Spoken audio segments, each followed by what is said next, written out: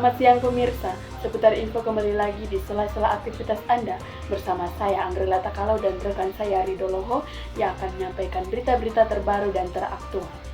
Berita terkini datang dari Belang, Minahasa Tenggara, Sulawesi Utara, di mana bahasa daerah yaitu bahasa Ponosakan yang mulai memudar.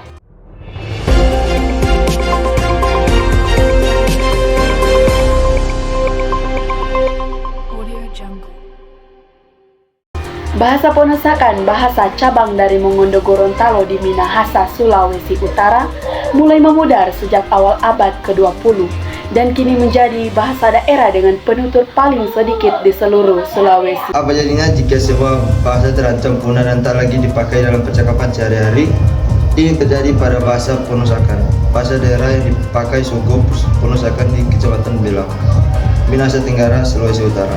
Menurut para penuturnya, tersisa kurang dari 10 orang yang masih menggunakan bahasa tersebut. Pada Perang Dunia Kedua, setidaknya setengah dari warga Belang adalah pendatang dari berbagai kota dan pulau di Indonesia, serta dari Arab dan Cina. Rasanya sedih kalau bahasa ini hilang, kata Wasila Pua 82 tahun, salah satu orang tertua yang fasih berbahasa Ponosakan yang ditemui kediamannya di Desa Buku, Kecamatan Belang, Minahasa Tenggara, Juli lalu. Catatan penjelajah Belanda pada 1682 mengungkap bahwa suku Ponosakan dahulu merupakan suku kuat yang disegani di kawasan pelabuhan kecil di tepi Laut Maluku yang kini telah menjadi bagian dari wilayah Kecamatan Belang, Minahasa Tenggara. Penelitian dilakukan pada tahun 1983 memperkirakan penutur bahasa ini berjumlah 3.000 orang dan pada tahun 1991 tinggal tersisa 2.000 orang. Pemirsa, tetaplah bersama kami di liputan ini karena berikutnya kita akan melihat kesaksian dari penutur-penutur yang masih fasih berbahasa Ponosakan. Saldi, Rohana, dan Ervi, putri 3 orang yang masih fasih menggunakan bahasa Ponosakan. Daitku Ervilio, Daitku Rohana, umur 64. Tanaa wasa Ponosakan, ayon kong Belang bo Ratatotok bo Pusumayan. Kabupaten Minahasa Tenggara.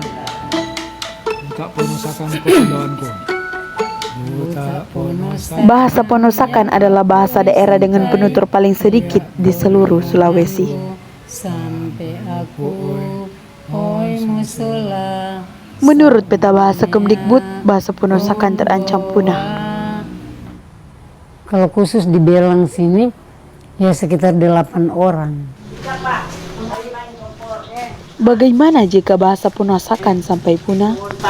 Merasa sangat sedih ya, karena itu kan bahasa, kita kan orang Ponosakan, lantas bahasa Ponosakan sudah punah.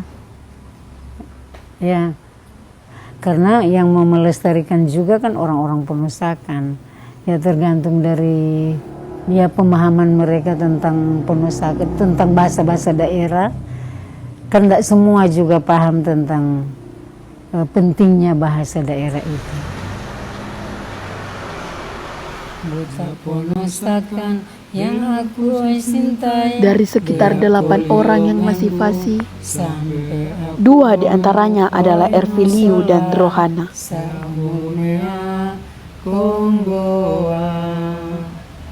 Umur 50-an ke bawah sudah tidak tahu. Jadi kalau 60-an ke atas masih tahu. Jadi ada itu ibu yang sudah 70-an, ya itu masih tahu bahasa. Masih lancar bicara. Rohana dan Ervilio yang berasal dari suku Ponosakan ini berharap bahasa Ponosakan tidak akan punah. Menurut Rohana dan Ervi, hampir semua penutur yang masih fasih belajar bahasa Ponosakan dari kakek atau neneknya. Jadi nenek saya itu setiap hari bahasa Ponosakan, tidak pernah bahasa Melayu. Dari mendengar, kemudian kita bisa bicara. Karena di rumah kan, jadi setiap hari dia bicara, saya mengerti, kemudian saya tahu mengucapkan. Uniknya bahasa dari Ponosakan itu justru dari kakek nenek ke cucu, bukan kepada anak. Tadi yang saya katakan itu semacam missing link. Missing link semacam mata rantai pelestarian itu dari organisasi ini terputus di antara anak dan cucu, yaitu orang tua kita. Bahasa Melayu Manado menjadi bahasa yang dipakai sehari-hari oleh mayoritas masyarakat di Sulawesi Utara. Menurut Rohana, penggunaan bahasa daerah seperti bahasa Ponosakan kerap dianggap ketinggalan zaman oleh generasi muda. Waktu saya dulu SMA juga begitu. Jadi kalau ketemu saya ngomong bahasa Ponosakan, mereka itu bilang, aduh, enggak usah bahasa itu, sudah kuno. Beberapa cara terus diupayakan para penutur ini untuk melestarikan bahasa Ponosakan agar tidak punah. Salah satunya gencar mengajarkan bahasa tersebut ke anak cucu mereka. Mungkin kita akan buat semacam kaderisasi melalui lingkungan kita dulu yang 8 orang ini. Kalau ada cucu atau orang coba ajarkan pada mereka. Menurut Ervi yang juga Kepala Desa Tababo, Kecamatan Belang, beberapa dinas pemerintah daerah juga ikut berkontribusi dalam pelestarian. Bahasa Ponosakan kini telah masuk muatan lokal di sekolah-sekolah. Dia bisa intervensi lewat program muatan lokal. Karena program muatan lokal dia diajarkan secara formal di sekolah-sekolah, secara berjenjang, SD dan SMP. Bahkan TK sekarang, TK sudah masuk lagi TK. Kalau melalui dinas pariwisata, dia melalui pagelaran seni, melalui tarian-tarian.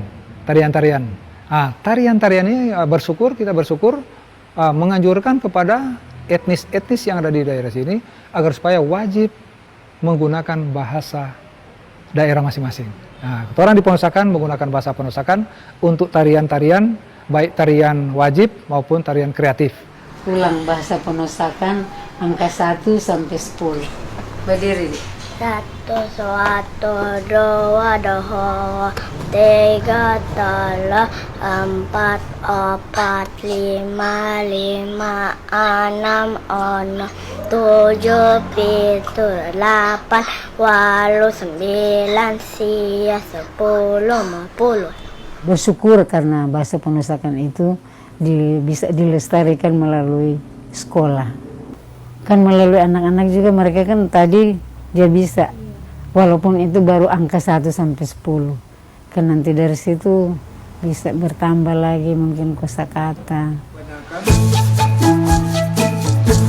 Para penutur di Kecamatan Belang ini juga menjadi narasumber utama dalam penyusunan Kamus Bahasa Indonesia Ponosakan yang dibuat oleh Dinas Pendidikan dan Balai Bahasa Provinsi Sulawesi Utara. Untuk tahun ini memang kami sudah programkan untuk menyusun Kamus Bahasa Indonesia Ponosakan. Kalau yang kami dapatkan itu kurang lebih 1.500 ya kosakata bahasa sehari-hari. Dengan ditambahkan dengan kosakata budaya kurang lebih 2.000-an ya. Itu masih sedikit ya kalau dibanding dengan kamus-kamus yang lengkap. Tetapi ini adalah awal ya tahap kami mendokumentasikan bahasa Ponosakan.